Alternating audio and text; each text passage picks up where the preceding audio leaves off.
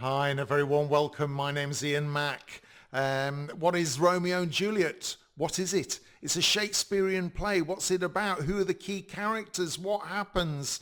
What do we need to know? We're going to cover all of that in the next 8 minutes or so, and I'll also include a few infographics to summarize all the key bits of information that you will need to know.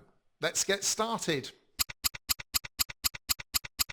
What's the key background information? Well, it's a 5-act play by William Shakespeare, written somewhere between 1595 and 1597. It's one of his earliest tragedies, and it was composed really during his young and experimental period.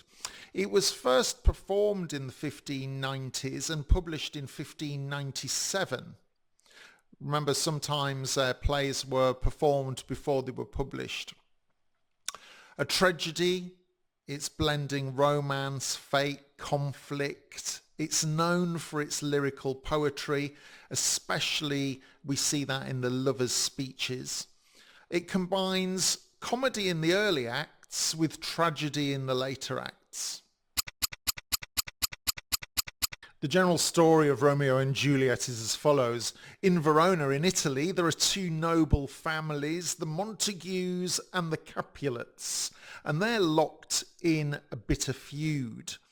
Romeo Montague and Juliet Capulet meet by chance at a party. They fall in love and are unaware that they are from these two rival families, or houses as we can refer to them. With the help of Friar Lawrence, they secretly marry, hoping that their marital union will end the house or family hostility. Tragedy unfolds. Romeo kills Juliet's cousin Tybalt in a duel and is banished. Juliet's parents, unaware of her marriage, arrange for her to wed somebody called Paris. To escape, she takes a potion that makes her appear dead. Romeo, believing she's truly gone, poisons himself by her side. When she wakes up and finds him dead, she then takes her own life, that being the tragedy. Their deaths finally reconcile the warring families, but at huge cost. When we look at the characters, there are 10 that I'm going to highlight, which I think are important to this particular tragic play. Of course, first of all, we've got Romeo Montague, the male lover, and then we've got Juliet Capulet, the young female lover. We've got Friar Lawrence, who marries the two, and we also have a nurse who is Juliet's confidant. We've got somebody called Mercutio, who is Romeo's witty, fiery friend, but he's killed by Tybalt. Tybalt, Juliet's hot-tempered cousin, kills Mercutio. And we'll also remember that Tybalt is then killed by Romeo. Lord and Lady Capulet, of course, are Juliet's strict parents, and we've got Lord and Lady Montague, Romeo's concerned parents. We've got Paris, Juliet's noble suitor, and finally, we've got somebody called Prince Aeschylus, who is the ruler of Verona, who seeks to end the family feud. The play opens in Act 1 in the Italian city of Verona with a street brawl between servants of the Montague and Capulet households, fierce enemies locked in ancient feuds. Prince Aeschylus of Verona stops the fight and he declares death will be the penalty for further bloodshed.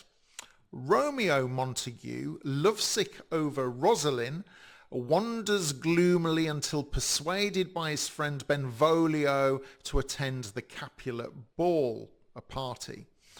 At the feast, Romeo and Juliet meet, instantly fall in love, and however, they're unaware of each other's family ties. When they discover from the rival houses, they're shaken, but their feelings remain strong.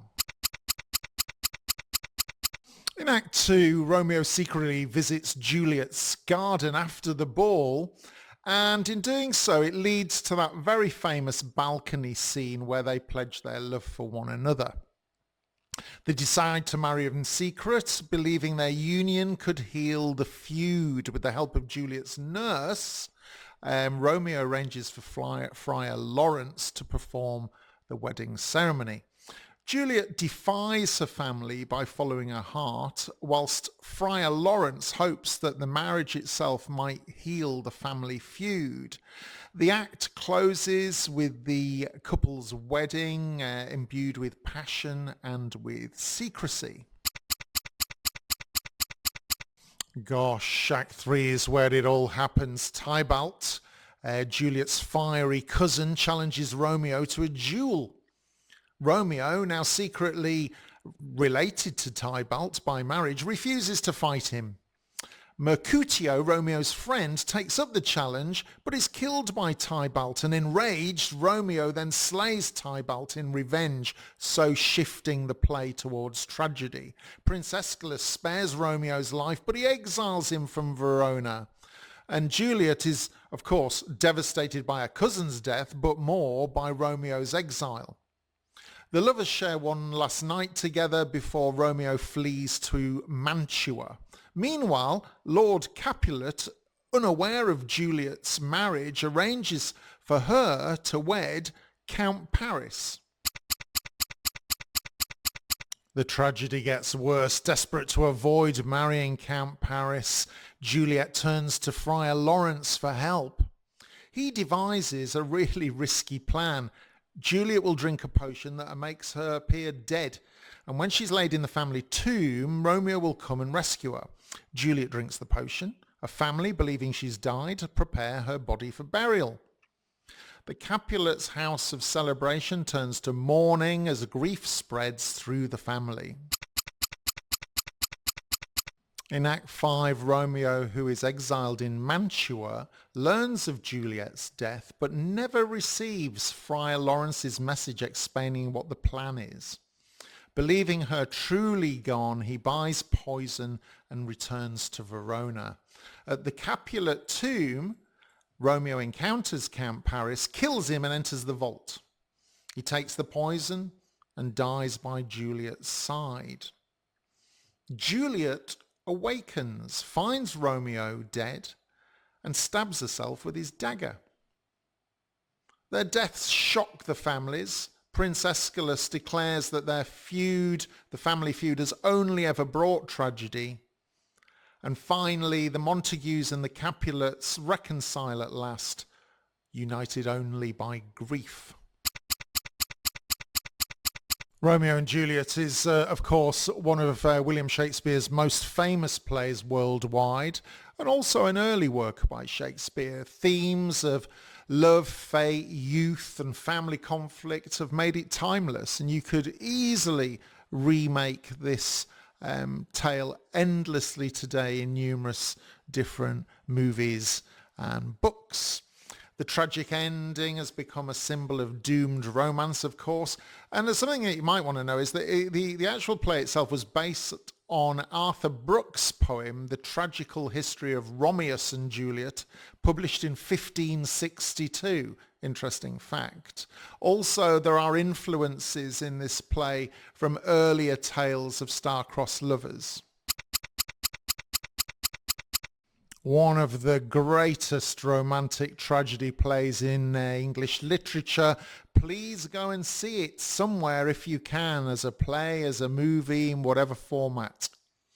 Thank you so much again for your time, and I hope this has helped you to get you started with this play. Don't forget to share any additional comments below to help others, things that you may know or have found out. My name's Ian Mack, and I look forward to meeting you again in the next one. And until then, remember, time is knowledge.